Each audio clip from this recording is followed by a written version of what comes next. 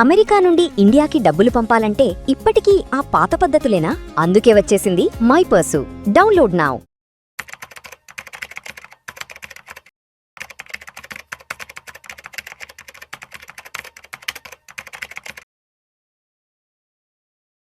So దాదాపు 10,000 కోట్ల మదుపర్లకి సంబంధించి 5 ఐపీఓ కంపెనీలు ఈ నెలలో స్టాక్ మార్కెట్లో ఈ నెలలో ఐపీఓ ఇనిషియల్ పబ్లిక్ ఆఫర్ కింద రాబోతున్నాయి. వాటిని ఏంటి అని చూసుకుంటే ఈ global travel tech unicorn Oyo మాతృ సంస్థ ప్రిజం, అలాగే వార్బర్గ్ పింకస్ పెట్టుబడులున్న ట్రూ హోమ్ ఫైనాన్స్, అలాగే Vigaland Developers, Advanta Enterprises, Mahata hitech ఇండస్ట్రీల పబ్లిక్ ఇష్యూలకి సెబీ అనుమతి ఇచ్చింది. ఈ 5 కంపెనీలు కలిపి సుమారు 10,000 కోట్ల నిధులు సేకరించే అవకాశం ఉందని మర్చెంట్ బ్యాంకర్లు అంచనా వేస్తున్నారు. కంపెనీలు దాఖలు చేసిన ముసాయిదా పత్రంపై సెబీ జూన్ 1-5 మధ్య తన పరిశీలన పూర్తి చేసిందని చెప్తున్నారు.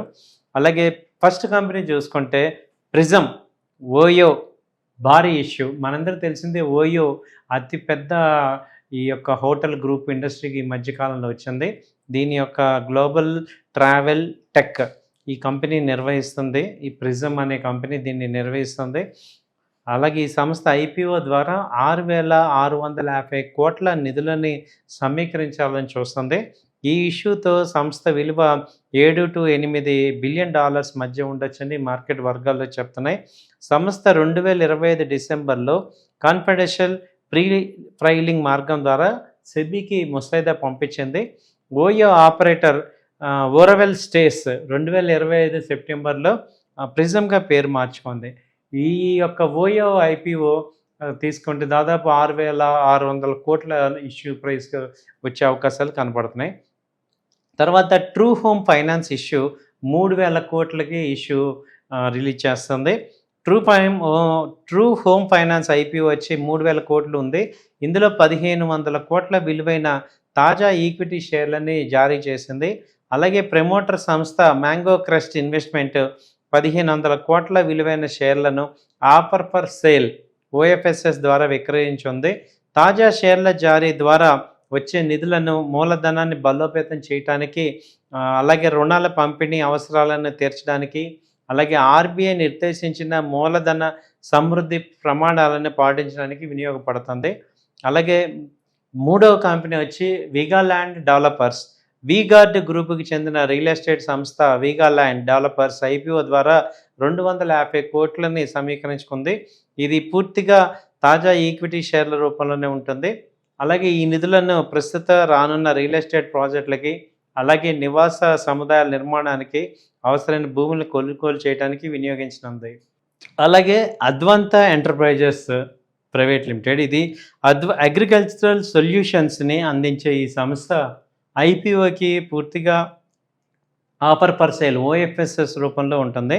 ప్రమోటర్ యూపీఎల్ లిమిటెడ్తో పాటు ఇతర ఇన్వెస్ట్మెంట్ సంస్థలు మెల్వుడ్ హోల్డింగ్స్, కేఐఏ ఈక్విటీ ఇవన్నీ కలిపి 3.61 కోట్ల షేర్లని విక్రయించనున్నారు. అలాగే మెహతా హైటెక్ ఇండస్ట్రీస్ అహ్మదాబాద్కి చెందిన ఈ సంస్థ ఐపీఓ ద్వారా 62 లక్షల కొత్త ఈక్విటీ షేర్లని ఐపీఓ ద్వారా జారీ చేస్తున్నారు. ఈ 5 బాగా ఉన్నది ఏంటి అంటే ఈ ప్రిజం ఓయో అనేది భారీ ఇష్యూ అవుతుంది. 6,600 కోట్లు సమీకరిస్తుంది ఈ ప్రిజం. అలాగే ఇది ట్రూ హోమ్ ఫైనాన్స్ కూడా 3,000 కోట్ల ఇష్యూ వస్తుంది. సో ఈ 2 కూడా మేజర్గా అందరికీ తెలిసిందే ఐపీఓ. సో ఇదేంటంటే ఆల్రెడీ భారతదేశంలో ప్రతి చోట ఈ యొక్క హోటల్ ఇండస్ట్రీస్లో ఐపీఓ ఈ ఓయో అనేది బాగా ఆకట్టుకుంది. చాలా ఎక్కువ బిజినెస్ అయితే ఇది చేస్తుంది. అందరికీ కూడా ఒక ఓయో అనేది మనందరికీ తెలిసిందే. సో ఇది ఒక బెనిఫిట్ అవ్వచ్చు. ఇది కూడా పెద్ద హిట్ అయ్యే ఛాన్సెస్ ఉన్నాయి. అలాగే ఇప్పుడు ఐపీఓలో తీసుకోవాలంటే జాగ్రత్తలు ఏంటి, ఎలాంటి కంపెనీలు ఐపీఓ తీసుకోవాలి అంటే ఎలా చేసుకోవాలంటే గరిష్టంగా రీటైల్ ఇన్వెస్టర్స్కి 2 lakhs వరకే అవకాశం ఉంటుంది. సపోజ్ మీరు ఎక్కువ అమౌంట్ కనుక బిడ్డింగ్ చేద్దాం అనుకుంటే మీ యొక్క వైఫ్ అకౌంట్ కానీ మీ ఫ్యామిలీ సర్కిల్లో కానీ డిఫరెంట్గా అమౌంట్స్ వేసి వాటి ద్వారా మీరు ఎక్కువ బిడ్డింగ్ చేసుకోవచ్చు. ఎంతమంది అయినా బిడ్డింగ్ చేసుకోవచ్చు. అలాగే ఒక అకౌంట్‌లో గరిష్టంగా ఒక పాన్ కార్డ్ మీద గరిష్టంగా 2,00,000 వరకు మాత్రమే ఐపీఓకి అలౌ ఉంది రీటైల్ క్లయింట్స్ అందరికీ కూడా. అలాగే మార్కెట్ కట్ ఆఫ్ రేట్ అని పెట్టుకోండి.